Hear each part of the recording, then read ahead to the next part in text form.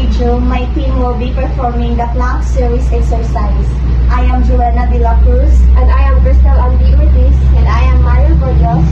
So what is plank series exercise? The plank series is an isometric core exercise that involves maintaining a position similar to a push-up for the maximum possible time. So that is the meaning of plank series exercise. So let's proceed to the benefits. So there is 8 different types of plank series exercise. First is forearm plank, and second is high plank. Third is side plank. Fourth is reverse plank, and fifth is plank the leg left. Sixth is plank shoulder tap. Seventh, plank to push up. And last is walking plank. So let's proceed to the functions of plank series exercise. So there are 4 functions, which is the core strengthening, posture improvement, balance and stability, full body engagement. So first, core strengthening. Planks target the abs, obliques, and lower back muscles, improving overall core strength and stability.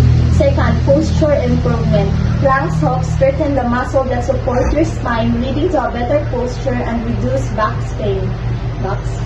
Balance and stability. Plank exercise challenge your balance and stability, engaging your core muscle to maintain control. And last, full body engagement.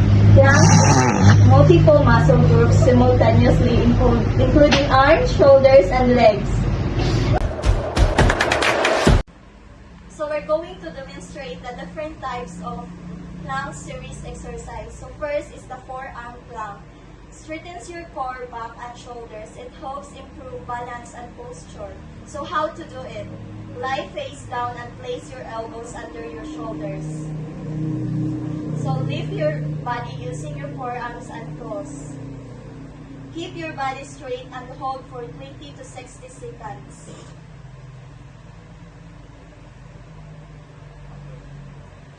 So second is high plank or full plank.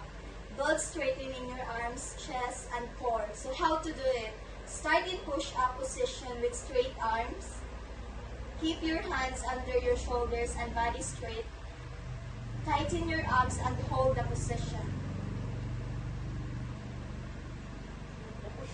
So the third one is side plank. Focuses on your side muscle and improve balance. So how to do it? Lie on one side with your elbow under your shoulder. Lift your hips so your body is in a straight line. Hold and switch sides.